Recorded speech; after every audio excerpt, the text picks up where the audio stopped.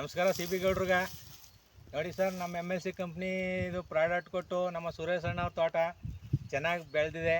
ಎಲ್ಲ ರೈತರುಗಳು ಅಕ್ಕಪಕ್ಕದವರೆಲ್ಲ ಬಂದು ನಮ್ಮ ಸುರೇಶ್ ಅಣ್ಣ ಅವ್ರನ್ನ ಕೇಳ್ತಾವ್ರ, ಈ ಥರ ನಿಮ್ಮ ಕಬ್ಬು ಒಂದು ವಾರ ನೀರು ಬಿಡ್ದವರು ಈ ಥರ ಹಸಿರಾಗಿ ಅದಲ್ಲ, ಈ ಥರ ಕಪ್ಪಾಗಿದೆಯಲ್ಲ, ನೀನು ಏನು ಮಾಡ್ತಾಯಿದೆಯಪ್ಪ ಅಂತ ಪಾಪ ಅವ್ರನ್ನ ಕೇಳ್ತಾವ್ರ ರೈತರುಗಳೆಲ್ಲ ಬಂದು.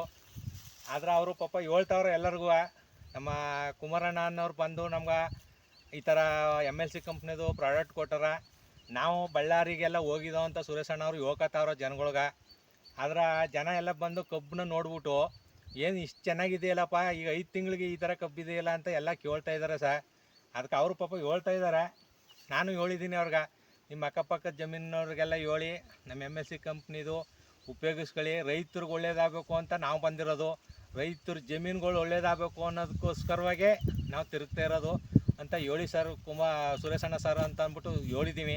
ಅವರು ಎಲ್ಲರಿಗೂ ಹೇಳ್ತಾ ಇದ್ದಾರೆ, ಈಗ ಒಳ್ಳೆ ಕಬ್ಬಿದೆ ಸರ್, ತುಂಬ ಚೆನ್ನಾಗಿದೆ, ಇದನ್ನು ನಮ್ಮ ರೈತರುಗಳು ಎಲ್ಲ ಅಳವಡಿಸ್ಕೊಂಡು ಒಳ್ಳೆ ಬೆಳೆ ಬರ್ತದ ನಮ್ಮ MLC ಪ್ರಾಡಕ್ಟಿಂದ.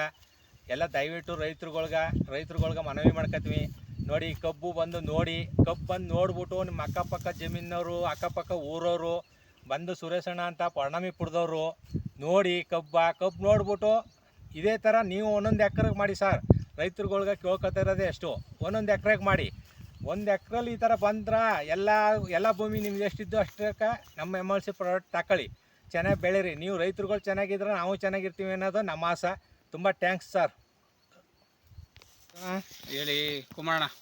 ಈಗ ನಮ್ಮ MLC ಪ್ರಾಡಕ್ಟು ಕೊಟ್ಟು ನಿಮ್ಗೆ ಕಬ್ಬು ಚೆನ್ನಾಗಿ ಬಂದದ. ಹೌದಳಿ. ಈಗ ನಿಮ್ಮ ಮನಸ್ಸು ಏನು ಅನ್ನಿಸ್ತೈತಿ?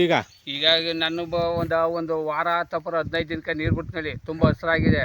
ನಮ್ಮ ಅಕ್ಕಪಕ್ಕದ ಜಮೀನವರೆಲ್ಲ ಬಂದು ಏನು ಮಾಡಿದ್ಯಪ್ಪ ಇದೆಲ್ಲ ಹಸಿರಾಗಿದೆ ಅಂತ ಕೇಳ್ತಾರೆ.